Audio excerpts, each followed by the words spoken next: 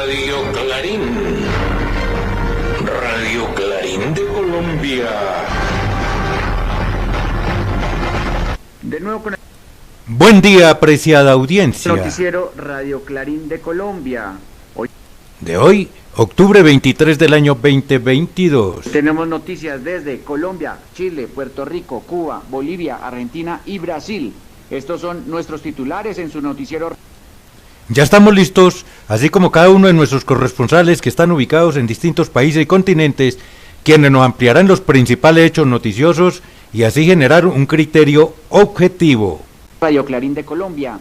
Taller gratis para periodistas en condición de vulnerabilidad y alumbrados navideños en Antioquia, Colombia.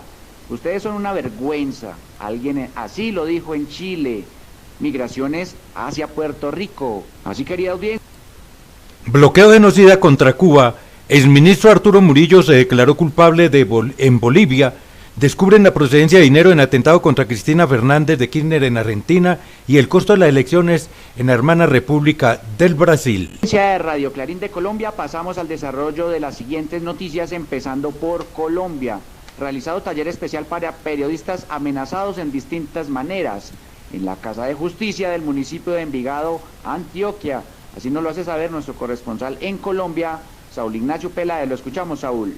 Buen día, amable audiencia, un abrazo especial. En medio del infortunio acompañado por el asesinato del periodista Rafael Moreno del medio de comunicación Voces de Córdoba, acaecido el 16 de octubre pasado, la organización mundial Forbidden Stories tuvo el placer de realizar un taller especial para los periodistas amenazados, en riesgo de secuestro, en riesgo de prisión o de ser asesinados en la Casa de la Justicia del barrio El Salado, en el municipio de Envigado, Antioquia.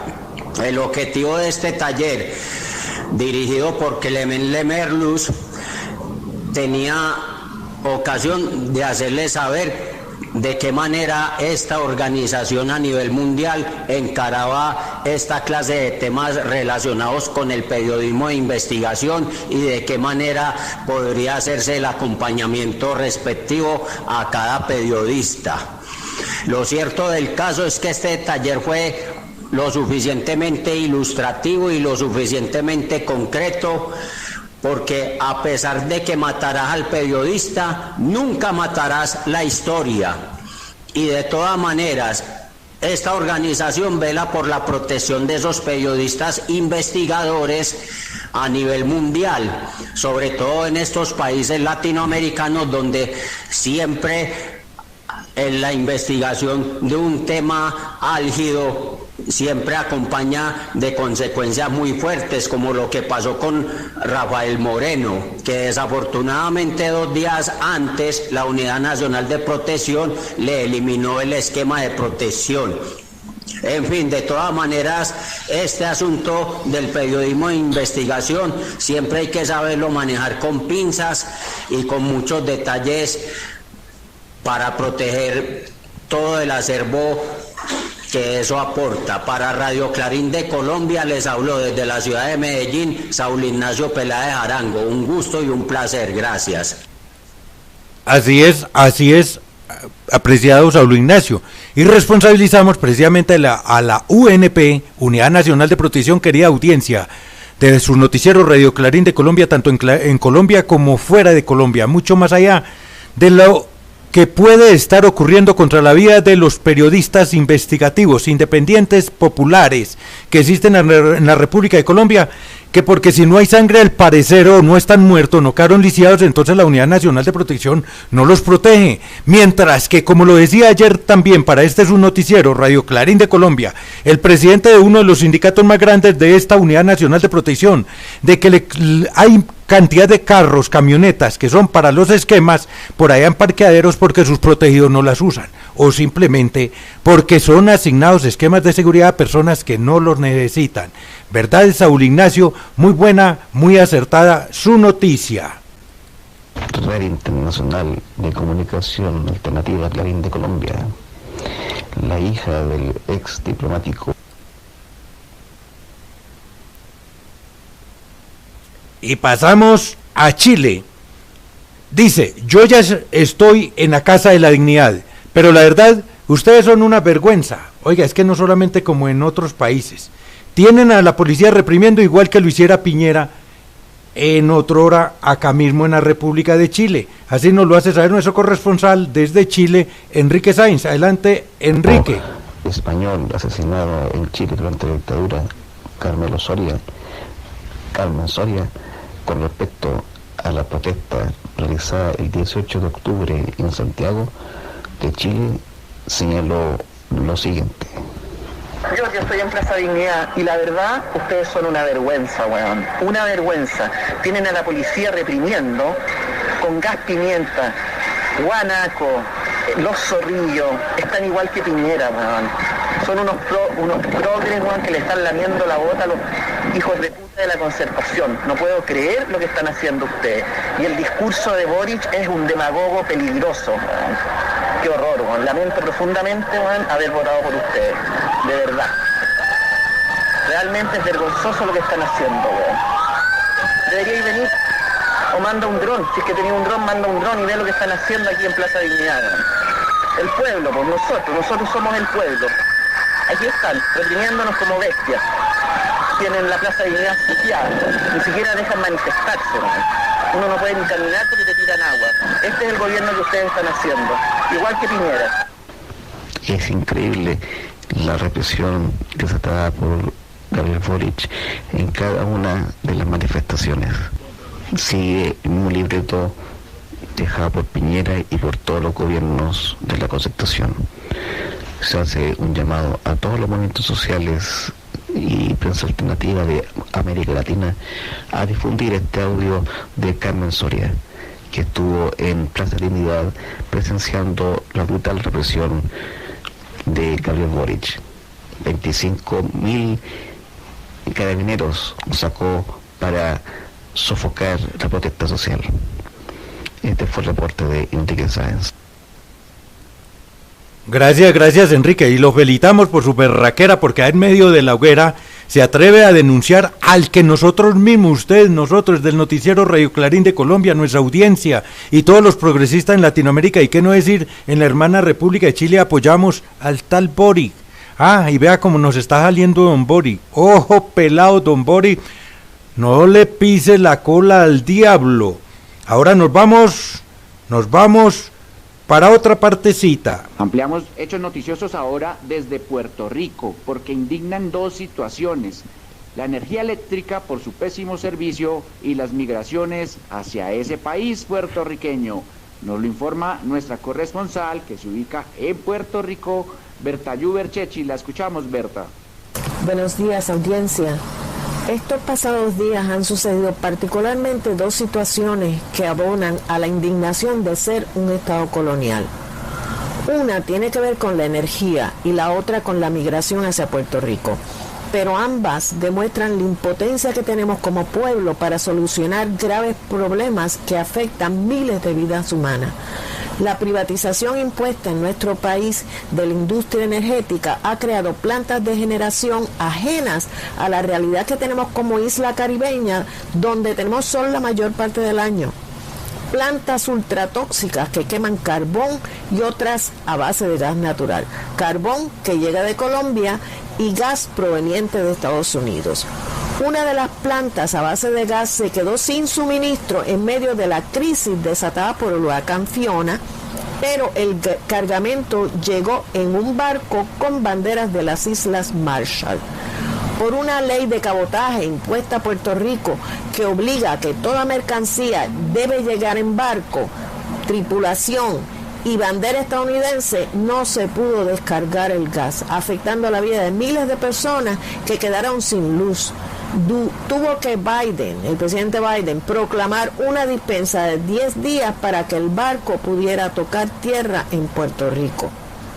La otra ignominia ha sido que más de 100 refugiados de Haití, hermanos y hermanas caribeñas que llegaron aquí huyendo del terrible conflicto en su país, no puedan ser bienvenidos por el pueblo boricua para brindarles el apoyo que necesitan y que queremos darles. porque es la Guardia Costanera y otras autoridades estadounidenses las que deciden quién entra a Puerto Rico, porque es Estados Unidos quien controla nuestras fronteras aéreas y marítimas. Una razón más para acelerar la lucha por la independencia. ¡Viva Puerto Rico libre! Desde Puerto Rico, para Radio Clarín en Colombia, les habló Berta Yuberchech. Ese es el doble discurso del imperialismo norteamericano cuando habla de combatir la xenofobia. Oiga, y es que lo dicen con una... Pero ya recordará, querida audiencia, de su noticiero Radio Clarín de Colombia, lo que hizo el trompudo ese antes del Biden. Sí, del Joe Biden. Hasta enjauló a los niños, los alejó, los aisló de sus padres e incitaba, como el actual presidente de los Estados Unidos, a otros países desestabilizar las democracias, como el caso, incitando a que venezolanos se abrieran de Venezuela, que llegaran a Colombia y a otros países de Latinoamérica, pero que eso sí, que no le fueran a pisar suelos a ellos.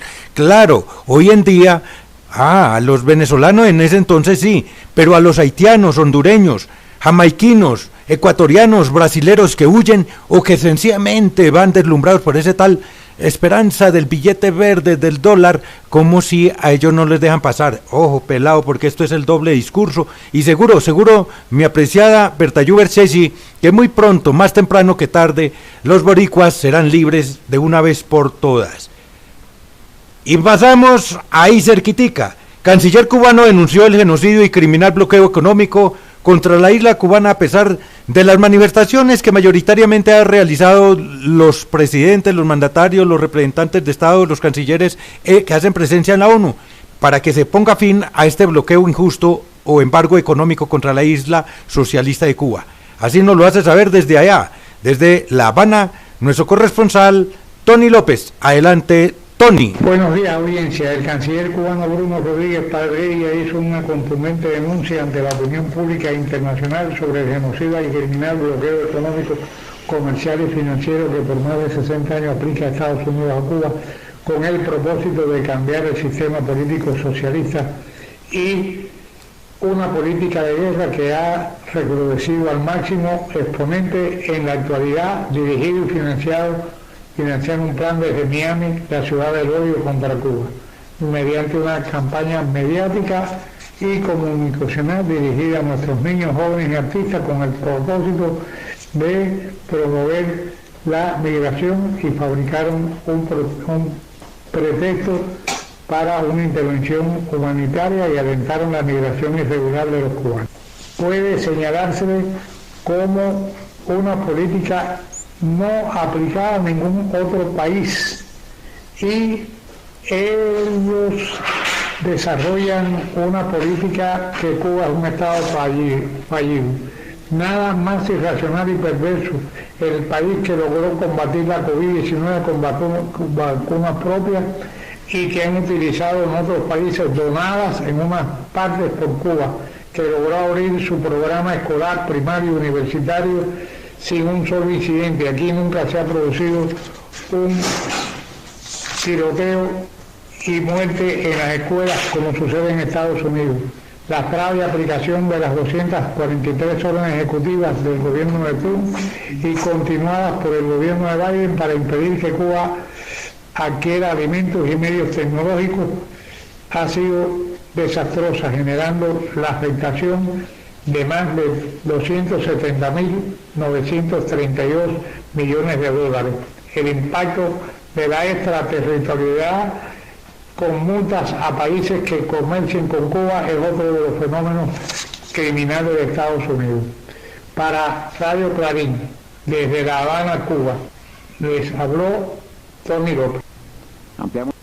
Gracias Tony, hombre, y es que verdad, donde se escucha en otro país de nuestra Latinoamérica o del mundo, que cada rato cualquiera, el que quiera, sencillamente se va armando con un fusil y anda por la calle como Pedro con su casa y disparando, pero lo más grave es que se entra a los hospitales, que se entran a los puestos de salud, a los colegios y demás. Esto no ocurre sino allá en Estados Unidos de Norteamérica, pero para Estados Unidos de Norteamérica los países terroristas son otros, sobre todo los países progresistas que buscan emanciparse frente al imperio norteamericano. ¿Quién es acaso el que envía mercenarios criminales convictos a matar, a deponer presidente en otros países, a invadir países. Pues ahí se los dejamos para que vayamos analizando. Mientras tanto, entonces, vámonos con otra noticia un poquito más allá del mundo. Hechos informativos ahora desde Bolivia. Acá en su noticiero Radio Clarín de Colombia no olvidamos y hechos importantes también los tenemos muy presentes a pesar del paso del tiempo, porque el exministro Arturo Murillo se declaró culpable por delitos como son los de soborno y lavado de dinero en los Estados Unidos. Así nos lo hace saber nuestro corresponsal Fernando Gonzaga. Lo escuchamos, Fernando. Buenos días, audiencia. Empezamos con las noticias en Bolivia. El que fuera brazo fuerte de Áñez, el exministro de gobierno Arturo Murillo, se declaró culpable de los delitos de soborno internacional y lavado de dinero durante la audiencia celebrada el jueves en la Corte del Distrito Sur de Florida. El exministro de la Muerte pidió que se le declare perseguido político, pero el fondo va más allá. Durante la pandemia hubo diferentes irregularidades en cuanto a la administración de las arcas del Estado boliviano. Los casos de corrupción en la compra de los respiradores españoles fue un caso emblemático, y también la compra de gases lacrimógenos para las fuerzas del orden tuvieron un sobreprecio abismal. En esa compra, el gobierno desembolsó más de $5,5 millones por la compra de dichos gases a la intermediaria, pero esta solo pagó a la empresa brasilera 3.3 millones por su adquisición. En esa adquisición, el daño económico al Estado fue de $2.3 millones. De estos $2.3 millones, más de $500,000 fueron para Rodrigo Méndez, ex jefe de gabinete de Arturo Murillo. Estos delincuentes de corbata se robaron dinero en plena pandemia, mientras que en los centros de salud la gente peregrinaba por atención médica. Desde Bolivia para Radio Clarín de Colombia les habló Fernando Gonzaga. Es como el caso anterior, seguramente, un caso que para marcar, allí están los criminales, pero sin embargo los extrajudiciales, porque hay un divorcio total. Una cosa es la independencia de los poderes en los países, pero otra cosa es que sencillamente por servir a la rancia oligarquía, a la extrema derecha y sobre todo a los intereses del imperialismo norteamericano, entonces los extrajudiciales estén tomando partido en favor de quienes recientemente intentaron un golpe de Estado. O no lo intentaron, no lo ejercieron, y que hay muchas personas por ahí sindicadas de muchas cosas.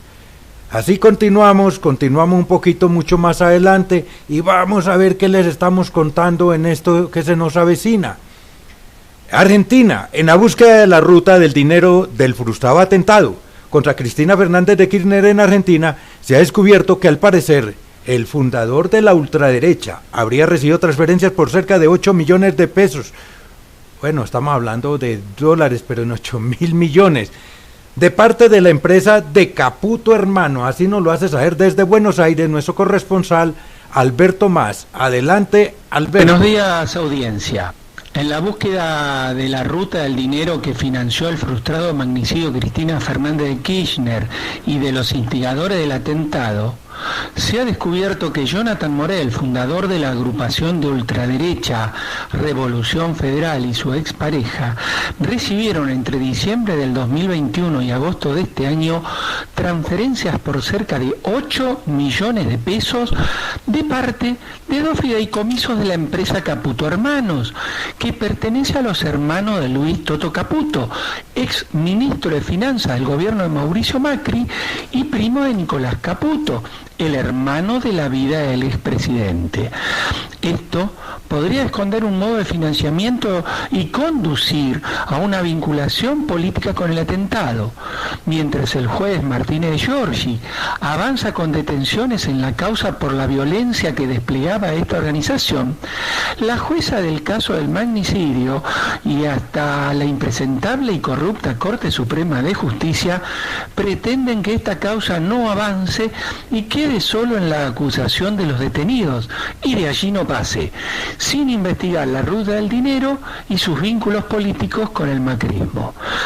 Mientras la derecha opera con golpes financieros, impulsando la inflación descontrolada, incluso con este intento de magnicidio contra la expresidenta, y mientras Macri habla y presenta su programa de eliminación de las empresas públicas, reducción de salarios, precarización de las relaciones laborales, privatización de las jubilaciones y apertura indiscriminada de la economía, el Frente de Todos solo trata de administrar la crisis y quedar bien con el Fondo Monetario Internacional, siendo funcional a los intereses de los Estados Unidos. La derecha se afirma con un programa de gobierno y de entrega total del país, mientras los sectores populares no se unen y Alberto Fernández, el presidente, parece pintado. Desde Argentina para Radio Clarín de Colombia habló Alberto Mas. Oiga, de verdad, Alberto Fernández, sí, esto debiera asumir Cristina Fernández de Kirchner. La presidencia pues tiene mayoría de allí en el pueblo. Hombre, si a Fernández Alberto le quedó grande la presidencia de la República, de la hermana República de Argentina, pues que se haga un costado, y si no lo hace, pues ya sabe, querido pueblo, porque no podemos permitirnos darnos el lujo pues que otros nos sigan entregando. Gracias, Alberto. Unos hechos informativos en Brasil. El costo de las elecciones presidenciales en ese país, recordemos que el pasado 2 de octubre fue la primer ronda de votaciones presidenciales en la que Jair Bolsonaro ocupó el segundo puesto con más del 43% y Luis Ignacio Lula da Silva con más del 48%. Entre los dos hay una diferencia de más de 6 millones de votos, así que es una diferencia significativa. Y por lo tanto, desde su noticiero Radio Clarín de Colombia, invitamos a la audiencia brasileña que acuda masivamente a las urnas para esta segunda jornada electoral presidencial que se desarrollará el próximo 30 de octubre. Nos amplía esta importante información sobre los costos de elecciones presidenciales en Brasil nuestro corresponsal Bruno Lima Rocha. Escuchamos, Bruno. Hola, audiencia. Seguimos con noticias desde Brasil. Estamos a una semana, yo repito, una semana útil, 9 días, 8 de las elecciones presidenciales. Hay un esfuerzo del gobierno Jair Bolsonaro de elevar el costo de las elecciones. Por ejemplo, hay un récord nacional de crimen electoral porque grandes y medianos empleadores están amenazando a sus empleados si no votan a Bolsonaro. Hay un récord histórico de denuncias de asedio y crimen electoral en la Suprema Corte. El nivel de los ataques con fake news es enorme, impresionante. Hay toda una maquinaria de generación de mentiras en redes sociales. No es exagero. La misma estructura de Donald Trump. Igual, aplicada en Brasil. Y ahí hay una situación muy contradictoria, yo diría. Aquellos sectores empresariales que nunca ganaron tanta plata con Lula y Dilma son los mayores apoyadores de Jair Bolsonaro. Anda a comprender esta burguesía bananistera. Les habló desde el sur de Brasil para Radio Clarín de Colombia, Bruno Lima Rocha. Dice el refrán, cría cuervo y te sacarán los ojos. Así pasa, los más beneficiados de Ignacio Lula da Silva y de Dilma Rousseff son ahora los más encarnizados enemigos de que sea reelegido Ignacio Lula da Silva. Vamos a ver qué es lo que va a ocurrir posteriormente, porque esto el pueblo tiende a cambiar, el pueblo tiende a no dejarse repetir su historia. Y es que mal haríamos si dejemos repetir la historia, por eso tenemos que todos los días estar escudriñando. Nos regresamos a nuestra querida patria Colombia.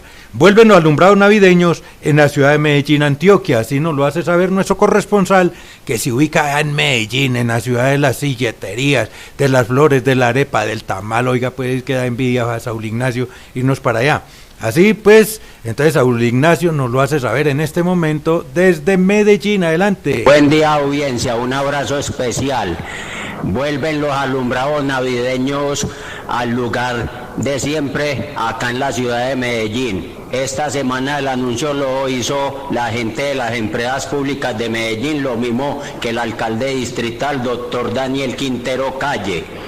Es decir, a partir de los primeros días de diciembre hasta mediados del mes de enero aproximadamente, estos alumbrados navideños estarán a partir de la avenida regional norte-sur, entre los puentes de Guayaquil, los parques del río, hasta el puente con la calle 44 o calle San Juan. Vuelven de nuevo a ese sitio luego de que varios años fueron trasladados estos alumbrados navideños a Carabobo Norte. Eso es una buena noticia para los turistas, tanto nacionales como extranjeros, que les gusta venir bastante a la ciudad de Medellín a finales de los años y a comienzos del año subsiguiente. Es una buena noticia en todo sentido, porque esto va a traer más alegría, va a traer más turismo y va a traer mejores dividendos para la ciudad. Desde la ciudad de Medellín, para Radio Clarín de Colombia, les habló Saúl Ignacio Peláez Arango. Un gusto y un placer. Nos guardas un tamalcito, una arepita con chocolate y una bandejita, Saúl Ignacio. ¡Ah, le caemos! Gracias, Saúl Ignacio. Y así, querida audiencia, hemos llegado al final de esta emisión. Hasta el próximo día. Radio Clarín.